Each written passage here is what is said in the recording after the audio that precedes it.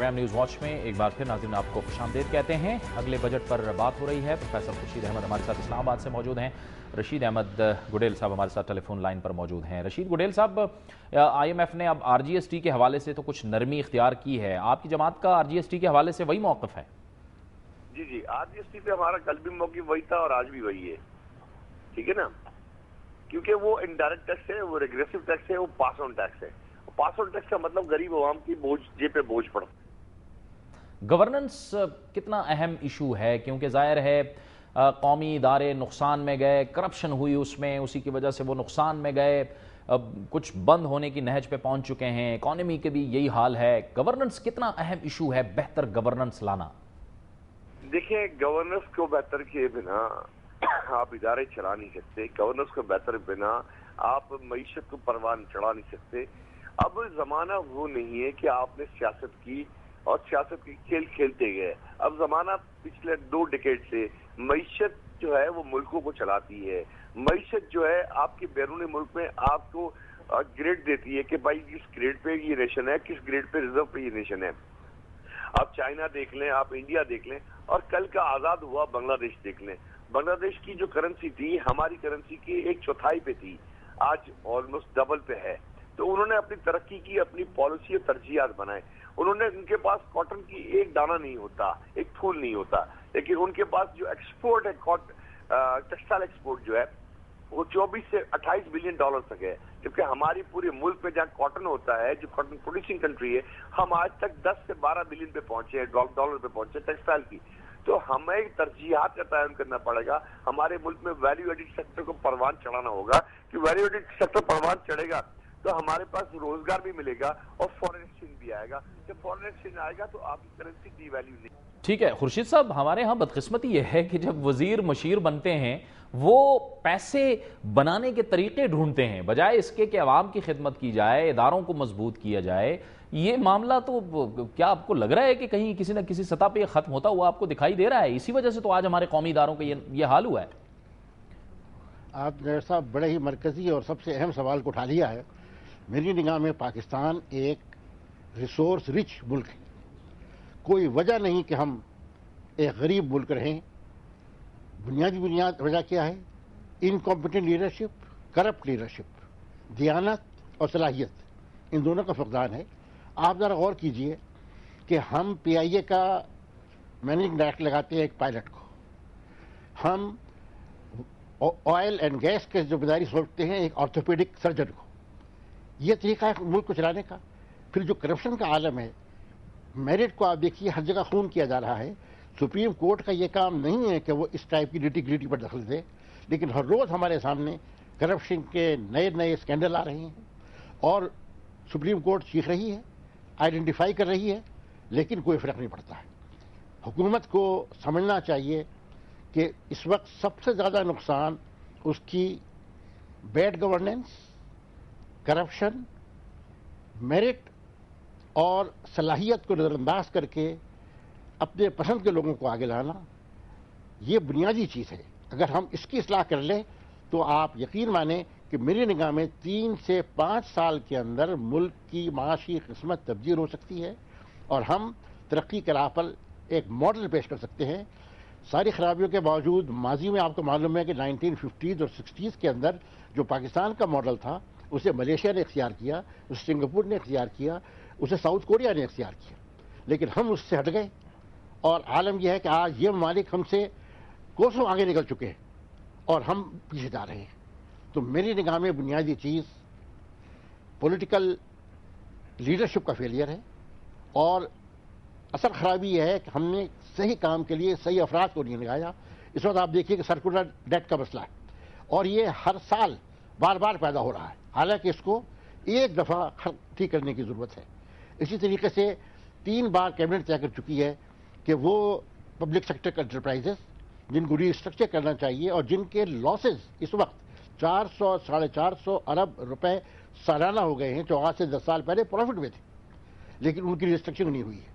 Cabinet نے طے کیا کہ 6 مہینے کے اندر ری اسٹرکچرنگ ہو جائے گی، 1 سال ہو گیا ہے اور 1 قدم آگے بڑھایا گیا ہے۔ تو یہ لیک آف گورننس ہے، یہ مس گورننس ہے، یہ ترجیحات کا کنفیوز ہونا ہے اور ذاتی مفادات کی خاطر وسائل کو استعمال کرنا.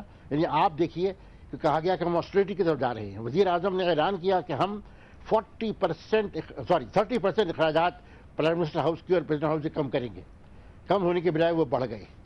آسٹریٹی کا نام لیا جا رہا ہے، لیکن ابھی آپ نے دیکھا ہے کہ 23 افراد کی کیبنٹ کے اوپر مزید 14 افراد کا اضافہ کر دیا گیا.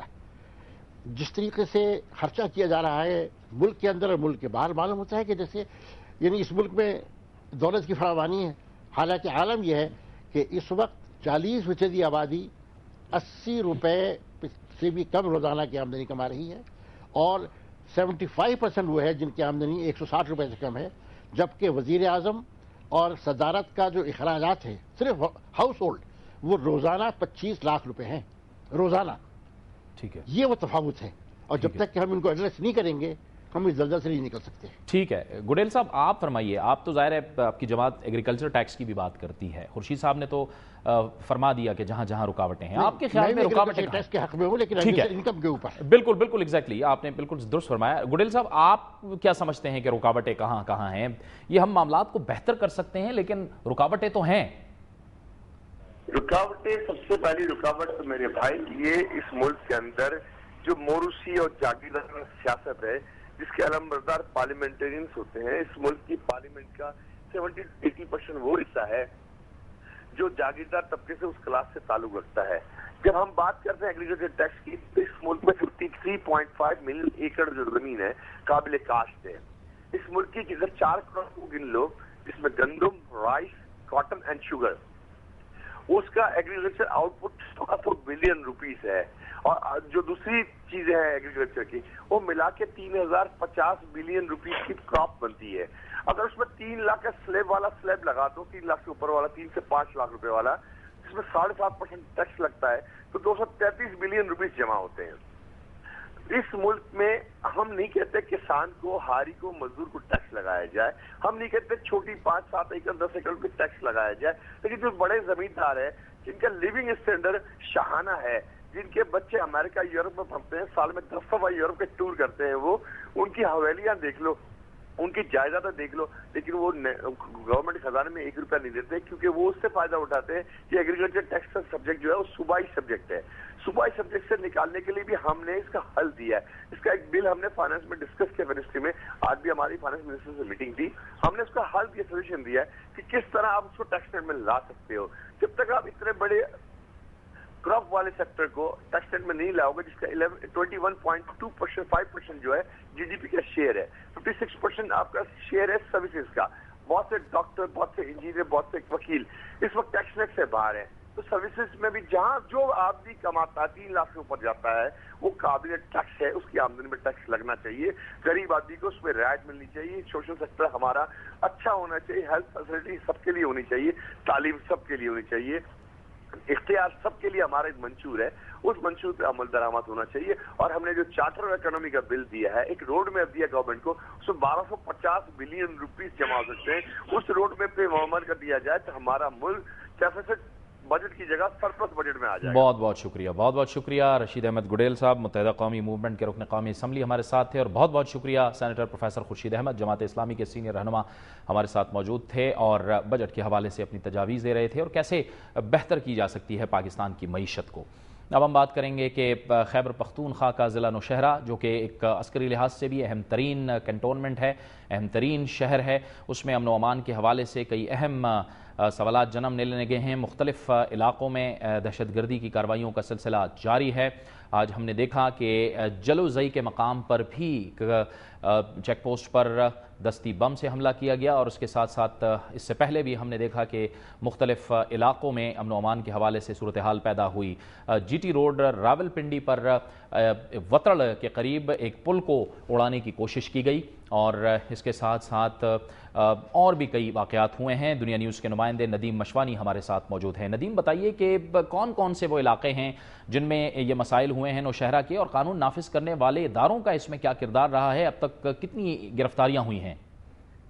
جاوید بھائی، جب سے ابتباد آپریشن ہوا ہے اسامہ بن لادن کا، اس کے بعد سے دہشت گردی کی جو لہر ہے ضلع نوشہرہ میں، اس میں بہت زیادہ اضافہ ہو گیا. اب تک 4 اسکول جو ہیں ان کو اڑایا گیا ہے، پلوں کو اڑایا گیا ہے، مساجد میں بم رکھے گئے ہیں، पुलों जीटी रोड पर बम रखे गए हैं। कचेरी में 10 मई को बहुत बड़ा वाकया हुआ। आज पुलिस मोबाइल को उड़ाया गया है और दहशतगर्दों ने पब्बी और चराट का जो रोड है उसमें आईडीपी कैंप में जलौधी के मुकाम पर ग्रेनेड हमला किया है। बड़ी मुकम्मल तौर पर उनको निशाना बनाया गया है। ये जो लहर है, इस लहर में आम लोग खौफ हिराक का शिकार हैं। एक बहुत बड़ी बात जो है वो ये है कि जो बम आईडीज बरामद हुए हैं उसमें वाज़ेह तौर पर लिखा होता है कि तहरीक तालिबान नौशहरा कारी हुसैन।